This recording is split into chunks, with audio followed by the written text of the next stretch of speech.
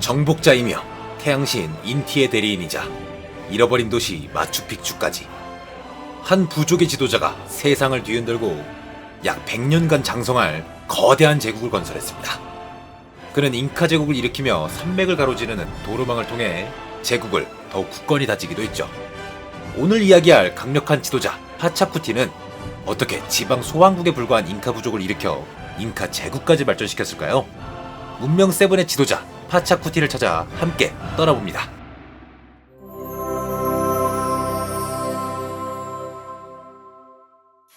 파차쿠티가 태어난 1400년대 초, 잉카 제국은 강력한 제국이 아니라 작은 왕국 수준의 부족에 불과했습니다. 당시 잉카족은 쿠스코를 중심으로 성장하고 있었으나 주변의 강대 부족들에 의해 늘상 위협을 받고 있었죠. 그중 가장 위협적인 부족이었던 창카족은 쿠스코의 남서쪽에 위치한 대부족으로서 잉카 부족과 치열하게 경쟁하던 부족이었는데 1410년대부터 잉카를 공격하며 세력 확장을 꾀하였죠.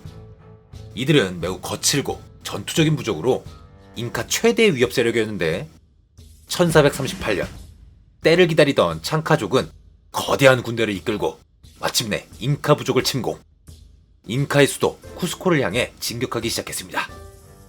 당시의 잉카의 지도자는 비라코차 잉카로 창카족과 마찬가지로 잉카 부족 또한 강한 군사력을 가지고 있었으나 창카족에 비하면 상대적으로 약한 편이었습니다.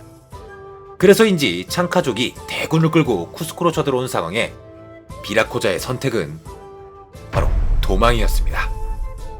비라코차 잉카는 공식 후계자였던 왕세자 우르콧 잉카와 함께 수도를 포기하고 도망쳤습니다.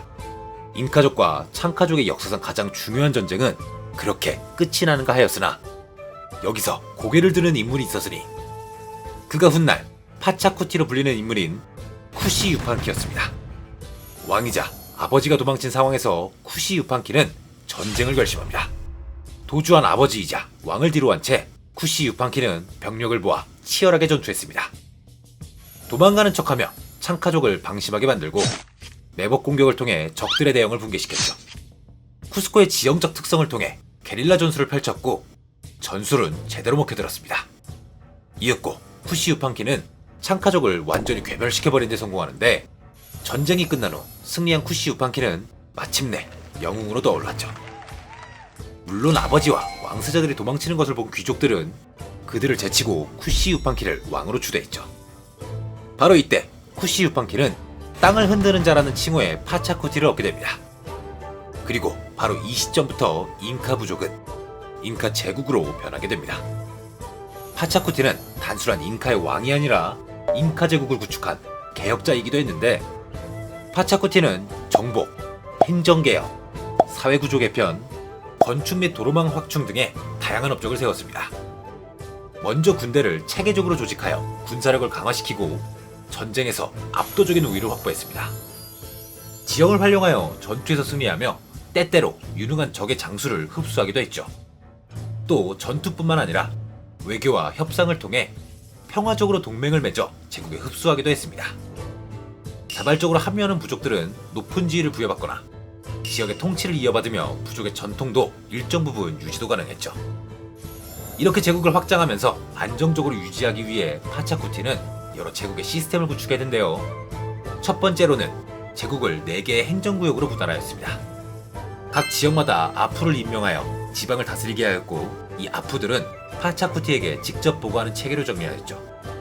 두 번째로는 미타 노동 의무제를 도입하여 모든 국민이 일정 기간 동안 국가를 위해 노동을 제공하는 시스템을 정립하였습니다. 이를 통해 국가적인 사업으로 연관된 도로, 관계시설, 농업, 건축 프로젝트가 빠르게 진행될 수 있었죠. 특히 도로는 잉카 제국의 광대한 영토를 효과적으로 통치하는 데 있어 중요한 요건이었는데 잉카 도로망을 확충하여 제국의 연결성을 강화시켰습니다. 수도 쿠스코를 중심으로 제국 전역을 연결하는 이 도로망은 차스키 전용 시스템과 더불어 제국을 더 효과적으로 통치했죠. 당시 잉카에는 문자가 없었으나 키프를 활용하여 세금, 인구 통계, 군사 동원 등을 기록하였고 이 매듭 문자를 차스키 전령들이 빠르게 전달하기도 했죠.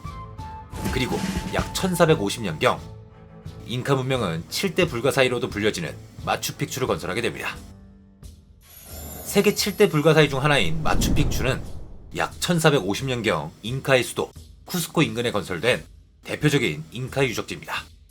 해발 2430m에 위치해 공중도시로도 불리는 이 마추픽추는 잉카의 우수한 석조 기술을 보여주는 유적으로 돌과 돌을 완벽하게 맞춰 건축하는 기법으로 건설되었죠.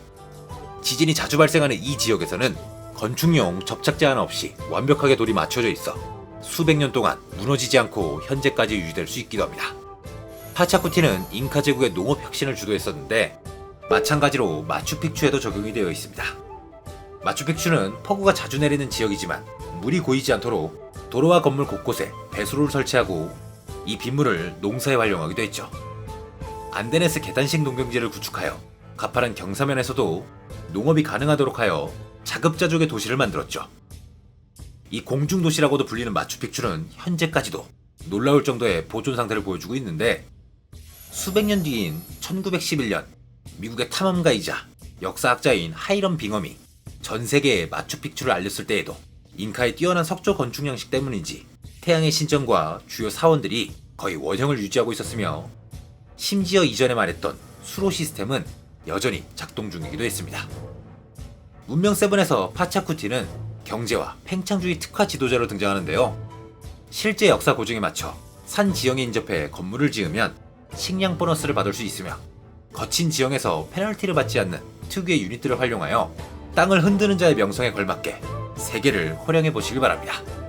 당신의 믿음을 실현해 보십시오. 문명은 여러분들의 손에서 탄생합니다.